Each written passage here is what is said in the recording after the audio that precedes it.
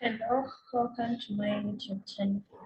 Today we are going to talk about credit card fraud detection.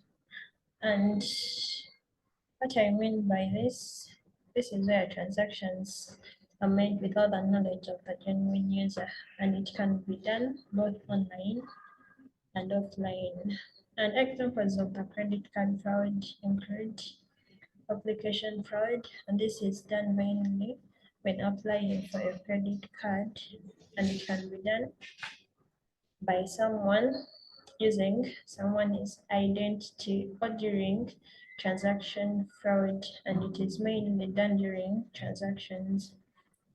And it is very useful to the community because individuals and government lose a lot of finances across the world, and credit card detection is going to solve this problem.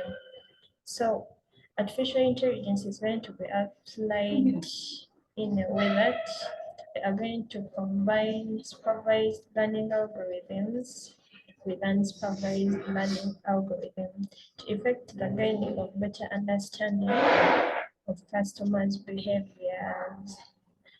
So I'm going to use data. The data type we are going to use in this is mainly numeric because most of the credit cards contain only numeric input variables, which are as a result of PSA transformation. You can find more about PSA transformation. So, to talk about supervised and unsupervised learning, supervised learning is defined by its use of labeled data types to train algorithms that classify data or predict outcomes accurately. And then unsupervised learning is a machine learning technique for problems where available data consists of unlabeled examples, meaning that each data point contains features only.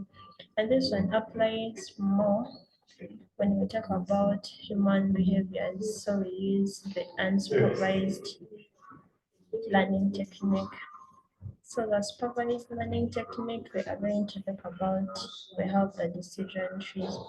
So the decision tree helps us to divide the complex into smaller problems and resolves using the procedures. So, and the next technique is K nearest neighbor. So this one fights fraud, credit card fraud detection in a way that it measures the distance between the input data and then returns the distance. So both the legitimate and fraudulent transactions are fed into train the data sets that the KNN is used to measure, and then it returns the nearest distance. And then the unsupervised learning technique, we have artificial immune system. So it is used to discriminate the coming transaction as a genuine or fraudulent based on the human immune system of the owner of the credit card. So this one, during application, human immune system is taken and it is detected. Like we examine the behavior of the applicant so as to help us discriminate if the coming transaction as a genuine or fraudulent. So we base on the human behaviors we took.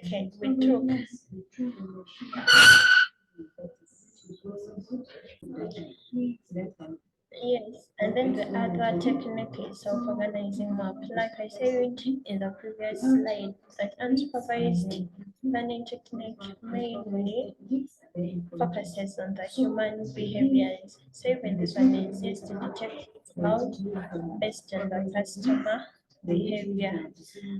And to talk about the technical challenges we are to face in this project, determining the right data set. Credit card fraud detection has no standard credit card data set. Like the data set of the credit card changes over time, so it is very hard to determine it, and this is going to be a very big problem. And then the other problem is pattern recognition algorithm. It is very difficult to recognize fraudster pattern and customer pattern in order to maximize fraud cases.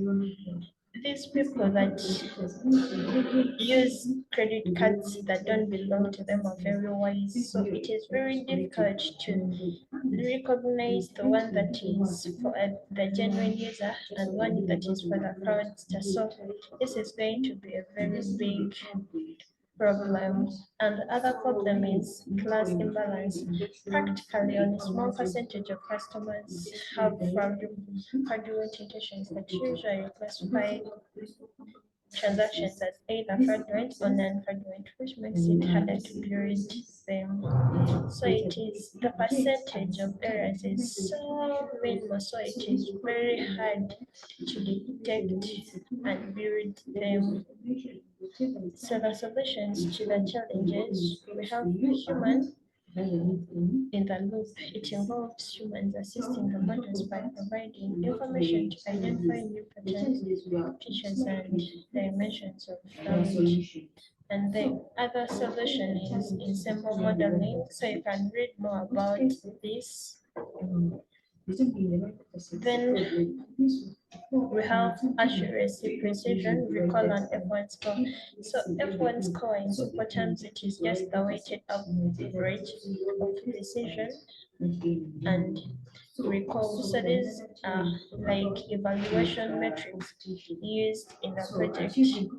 So we have accuracy, which is the ratio of correctly predicted observation to the total observation. We are going to talk more about this in the slides to come. And then precision is the ratio of correctly predicted positive observations to the total predicted positive observations. Recall is the ratio of correctly predicted positive observations in actual class. And so this is what I was talking about, like artificial intelligence evaluation metrics. Incoming pressure.